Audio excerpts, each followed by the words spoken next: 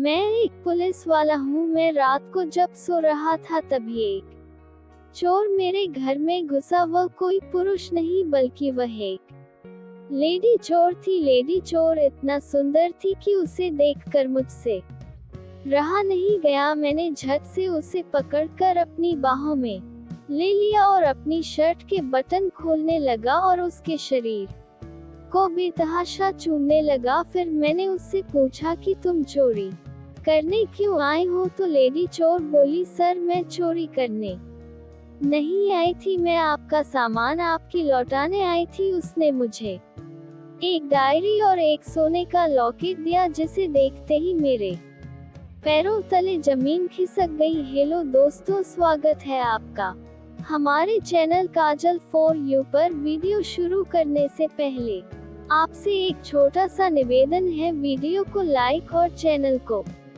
Subscribe जरूर कर दीजिएगा। तो चलिए वीडियो को शुरू करते हैं। मेरा नाम हैप्पी सिंह है। मैं एक पुलिस वाला हूँ और मेरी उम्र अभी 32 साल है। मैं घर पर अकेला रहता था क्योंकि मेरी अभी तक शादी नहीं हुई थी। मुझे आज रात ड्यूटी से वापस आने में बहुत देर हो गई। जब मैं घर आया और घड़ी देखा तो रात के 12 बज रहे थे। रात को मैंने पहले ही बाहर खाना खा लिया था। घर आने के बाद मैं फ्रेश हुआ और सोने चला गया। मैं काम के कारण बहुत थका हुआ था, इसलिए मुझे जल्दी ही नींद आ गई और मैं अपनी ही सपनों की दुनिया में खोया गया था। लेकिन तभी अचानक किसी शोर से मेरी नींद खुल गई। मैंने सोचा कि क्या हुआ, ये कैसी आवाज है, क्योंकि दूसरे कमरे में हल्की सी आवाज आ रही थी। मुझे लगा कि यह बिल्ली है। मैं आंखें मलते हुए उठा और सोचा कि आकर देखूं कि क्या ये बिल्ली है या नहीं। अगर बिल्ली है तो उसे भगा दूं। लेकिन जब मैं बाहर हॉल में आया तो देखकर मेरी दिल की धड़कन तेज हो गई। मैंने सामने का दृश्य देखा। देखने से पता चला कि वह निश्चित रूप से एक चोर है जो चोरी करने के लिए घर में घुसा है। मैं घर के सभी कमरों की खिड़कियां खुला छोड़कर सोता था। हर कोई जानता था कि मैं एक पुलिस वाला हूँ, इसलिए घर में कभी कोई चोरी करने नहीं आया। और क्योंकि मैं अकेला था इसलिए घर में कोई भी सामान नहीं था जिसे चोरी किया जा सके। मेरे पास कोई महंगी चीजें भी नहीं थी। मैं अकेला आदमी था, इसलिए मुझे ऐसी किसी चीज की जरूरत नहीं थी। मैंने सोचा कि शायद वह मोबाइल लैपटॉप चोरी करने आया है। मैंने जल्दी से जाकर उसे पीछे से पकड़ लिया और कहा कि अगर तुम पुलिस के घर चोरी करने आए हो तो मैं तुम्हें इसका भरी सजा दूंगा। तुम्हारी हिम्मत कैसे हुई मेरे घर आने की? लेकिन सामने वाला चोर बिल्कुल खड़ा था। शायद वह बहुत डरा हुआ था। उसे पता ही नहीं था कि वह पकड़ा गया है। वह मेरी पकड़ से भागने की कोशिश कर रहा था, लेकिन ऐसा लग रहा था कि उसके शरीर में जान ही नहीं है। उसकी ताकत मेरे सामने फीकी पड़ गई। जैसे ही वह भागने की कोशिश किया, मैंने उसके शरीर से चादर हटा दी। फिर जब मैंने उसका चेहरा देखा तो मैं चौंक गया। मैंने तुरंत उसे जाने दिया क्योंकि वह कोई चोर नहीं बल्कि एक लेडी चोर थी। वह लेडी चोर बहुत छोटी थी और दिखने में बहुत ही सुंदर थी। उसकी आंखें बड़ी बड़ी थी, होठ गुलाब की कलियां जल संगीत थे। वह बहुत सुंदर लग रही थी। उसका रंग सफेद दूध की तरह था। उसके रेशमी काले बाल उसकी कमर तक लटक रहे थे। जब मैंने उसके शरीर पर नजर डाली तो वह किसी अप्सरा से कम नहीं लग रही थी। ऐसा कोई भी लड़की हो, उससे शादी के करने लिए कोई भी लड़का तैयार हो जाएगा, या फिर उसे कोई भी एक रात के लिए मुंह मांगे पैसे भी दे सकता है। फिर मैंने सोचा कि इतनी खूबसूरत लड़की को चोरी करने की क्या जरूरत पड़ी। मैं तो उसे देखता ही रह गया। मैं अभी भी अकेला था और लड़की को देखकर मैं हैरान रह गया। उसके हाथों में बड़े बड़े नाखून थे, इसलिए वह और भी बहुत सुंदर और अट्रैक्टिव लग रही थी। मैंने झट से उसके पास जाकर उसका हाथ पकड़ लिया। मैंने तस्वीरों में ऐसी खूबसूरत लड़कियां देखी थी। मैंने सोचा कि यह लड़की मेरे घर क्या करने आई थी। ये लड़की मेरे घर आए और मेरे घर को स्वर्ग बना दिया। मैंने उससे पूछा कि क्या तुम यहाँ चोरी करने आए हो? तुम पुलिस वाले के घर चोरी करती हो? तुम्हारी हिम्मत की दात देनी पड़ेगी। लड़की कुछ नहीं बोली, बहुत डरी हुई थी। मैंने उसे थोड़ा और डराने के लिए कहा, तुम्हें इसकी सजा पता भी है? ठीक है, चलो मैं तुम्हें पुलिस स्टेशन ले चलता हूँ। मेरी बातें सुनकर लड़की और भी डर गई। वह मेरे करीब आ गई और देखने लगी। अचानक उसने कुछ ऐसा किया कि मेरे पूरे बदन में आग लग गई। मैं चौंक गया क्योंकि उसने मुझे गले लगा लिया। वह मुझसे कहने लगी, सर मुझे माफ कर दीजिए, आप मुझे जेल में मत डालिए, मैं वहाँ नहीं रह सकती। मुझे बहुत डर लग रहा है। आप जो भी कहेंगे मैं करने को तैयार हूँ। मैं आपके घर में झाड़ू लगाने को तैयार हूँ। मैं सब कुछ करूँगी आपके घर के काम। मुझे माफ कर दीजिए। मैं उस लड़की से कुछ तो चाहता था, लेकिन मैं उसे अपने घर का काम नहीं करने देना चाहता था। मेरे मन में उससे भोगने की इच्छा जागृत हो गई और मैं उसे पाने की कोशिश करने लगा। फिर मैं उस लेडी चोर से बोला, सोचो तुम्हारी उम्र कितनी है जो इस उम्र में चोरी कर रही हो? लेडी चोर कहने लगी, सर मैं 26 साल की हूँ। मैं उसकी उम्र सुनकर हैरान रह गया, क्योंकि देखने में वह 1819 साल से ज्यादा की नहीं लग रही थी। हो सकता है कि उसने खुद को बहुत अच्छी तरह से मेंटेन करके रखा हो। फिर मैंने उससे कहा कि मैं तुम्हें एक शर्त पर माफ कर सकता हूँ, क्योंकि उसने अपनी आंखों में एक आशा के साथ मेरी ओर देख रही थी। मैंने कहा कि मैं आज रात तुमसे प्यार करना चाहता हूँ। लड़की मेरी बातें सुनकर बहुत डर गई और बोली, सर मैं आपके लिए कोई भी काम करूँगी, कोई भी सेवा करूँगी, लेकिन आप मुझे हाथ मत लगाना। बोलते बोलते उसकी आंखों में आंसू आ गए। मैंने कहा, तुम्हें भी बहुत मजा आएगा, मैं तुम्हारे साथ जबरदस्ती नहीं करूँगा, हम धीरे धीरे प्यार करेंगे। मैं पुलिस वाला हूँ और मेरा यह ऊंचा शरीर देखकर डरो मत। तुम जैसी नाजुक गुलाब की कली को दर्द नहीं होने दूंगा। इसमें दर्द तो नहीं होगा, लेकिन मजा बहुत आएगा। लड़की अभी भी डरी हुई थी। फिर मैंने सोचा कि अगर वह लेडी चोर है तो मैं भी हो तो एक पुलिस वाला हूँ, तो क्या फर्क पड़ता है अगर वह मेरे साथ रात बिताती है। अगर वह पुरुषों की सेवा करेगी तो उसे चोरी करने की जरूरत नहीं होगी। मैं कभी किसी महिला के करीब नहीं गया था, मैं बस अपना कर्तव्य ईमानदारी से निभा रहा था। मैं भी अपनी जिंदगी में मजे करना चाहता था, लेकिन मुझे वह मौका कभी नहीं मिला। लेकिन आज मिले सुनहरे मौके को मैं जाने नहीं देने वाला था, क्योंकि वह लेडी चोर इतनी खूबसूरत थी कि जब मैंने उसका डरा हुआ चेहरा देखा तो मैं नियंत्रण खोने लगा। मैंने कहा, ठीक है, कोई बात नहीं, चलो पुलिस स्टेशन चलते हैं। मैं तुम पर चोरी की आरोप लगाता हूँ और तुम्हें जेल में डलवा देता है, और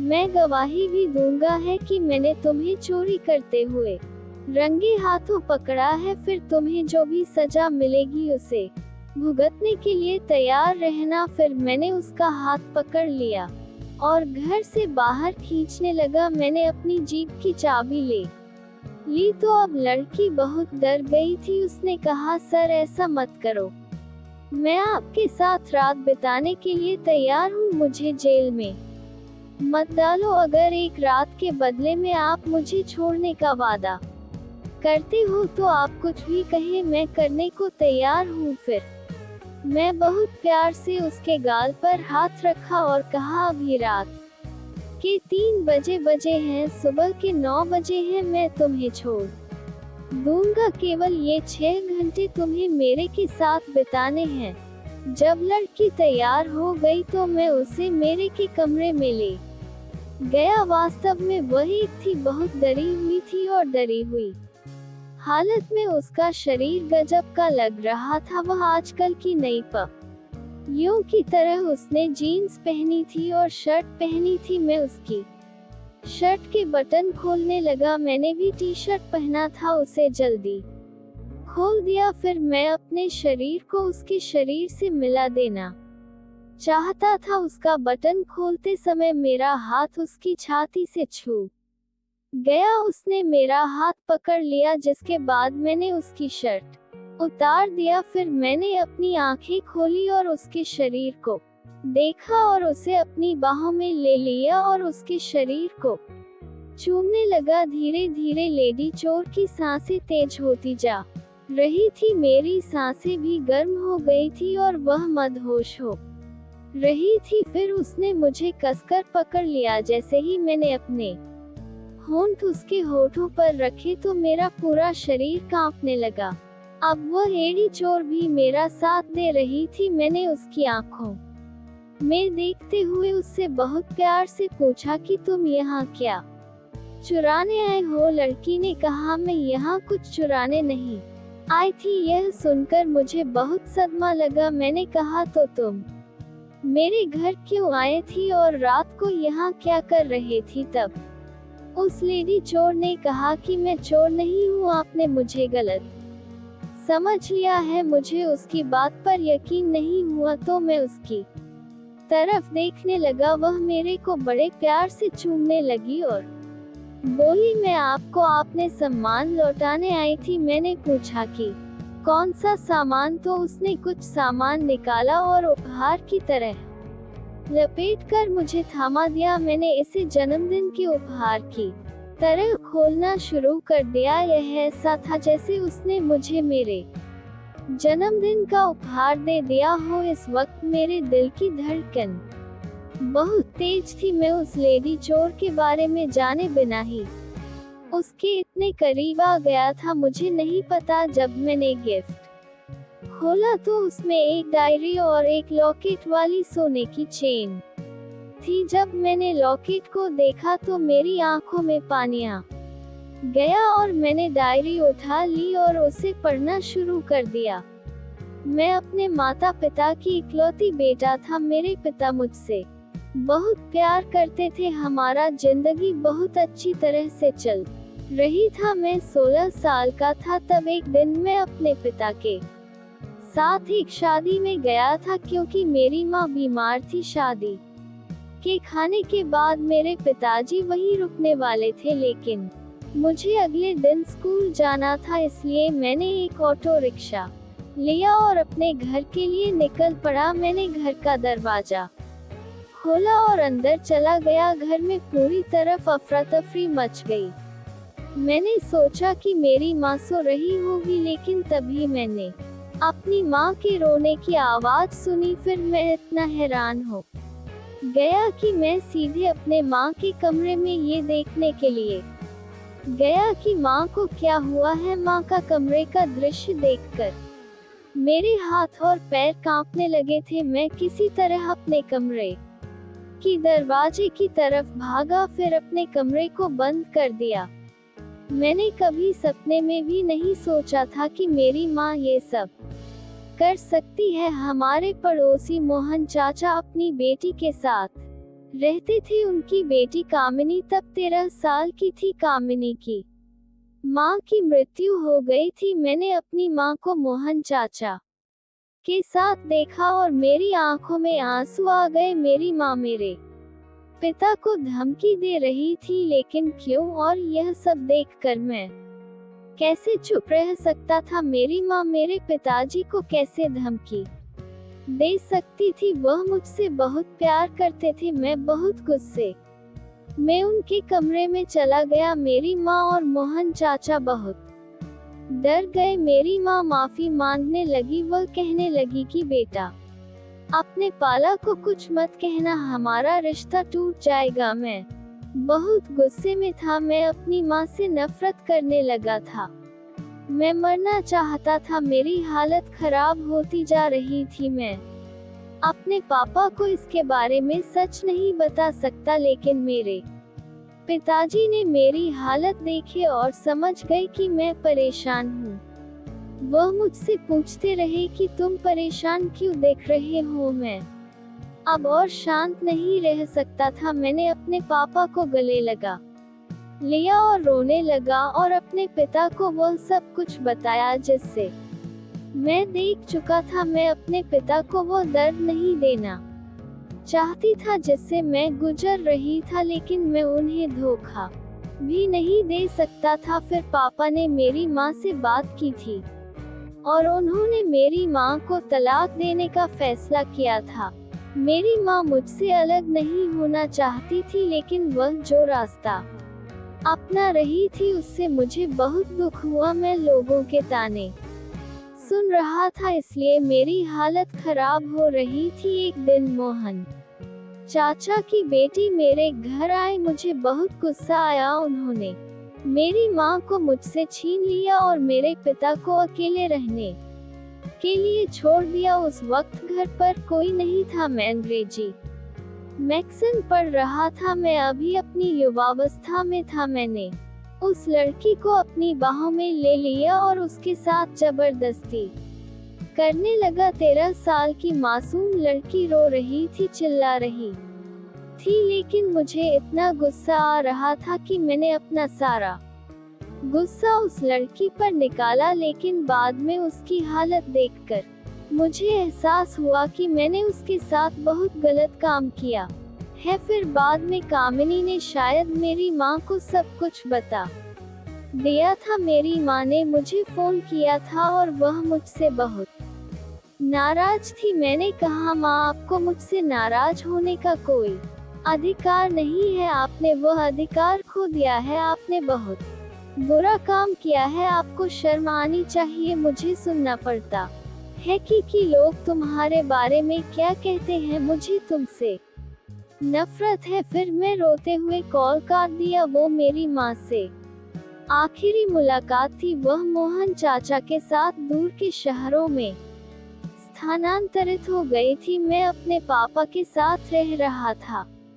फिर पुलिस में नौकरी मिलने के बाद मेरे पिता की दिल का दौरा पड़ने से उनकी मृत्यु हो गई और अब मुझे समझाने वाला कोई नहीं है। लेकिन आज इस डायरी को पढ़ने के बाद मुझे एक एहसास हुआ, मेरी आंखों में खुल गई। यह डायरी मेरी माँ ने लिखी थी। ऐसा कहा जाता था कि वह मोहन चाचा से प्यार करती थी और वह उनसे शादी करना चाहती थी, लेकिन उनके माता पिता ने उनकी शादी जबरदस्ती मेरे पापा से जरा दिया। वह कभी भी मेरे पिता से प्यार नहीं करती थी और जब वह कई सालों के बाद मोहन चाचा से मिली तो उन्हें पता चला कि उनकी पत्नी मौत हो गई है। फिर धीरे धीरे समझ ही नहीं आया कि कब वो दोनों करीब आ गए, उनके बीच रिश्ता बन गया। अगर उसके पिता ने उसकी शादी मोहन चाचा से कर दी होती तो ये सब नहीं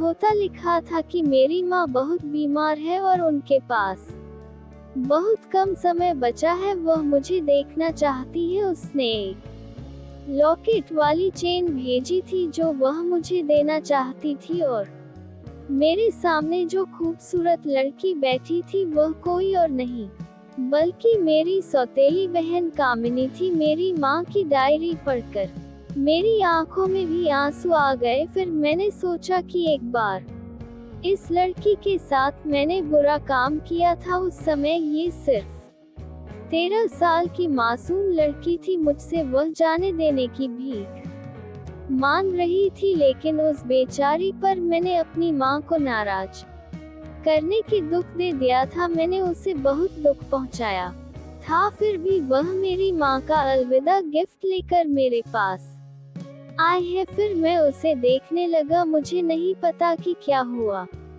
मैंने उसे गले लगा लिया और प्यार से उसके सर को चूम लिया और उसके बाद मैंने उसे कपड़े पहनाए और कहा कि चलो माँ से मिलने चलते हैं। हम रात को वहाँ चले गए जहाँ मेरी माँ रह रही थी। यहाँ से 6 घंटे की दूरी थी। हम सुबह 10 बजे वहाँ पहुँचे। जब मैं अपनी माँ से मिला तो वह दीवार के सहारे बिस्तर पर बैठी थी। उनका चेहरा बिल्कुल सूखा हुआ था। कैंसर के कारण उनके अंतिम दिनों में उनके चेहरे पर कोई चमक नहीं बची थी। उसने कांपते हुए हाथ से मेरा हाथ पकड़ा और बोली, बेटा मैं तुमसे बहुत प्यार करती हूँ। तुम मेरी इकलौता बेटा हो। भले ही मैं तुम्हारे पापा से कभी प्यार नहीं कर सकी, मैं अपने सपनों से भी ज्यादा प्यार करता हूँ, सिर्फ इसलिए कि मैं तुमसे इतनी दूर हो गई कि आपने जीवन अच्छे से जी सको। मुझे पता है कि तुम्हारे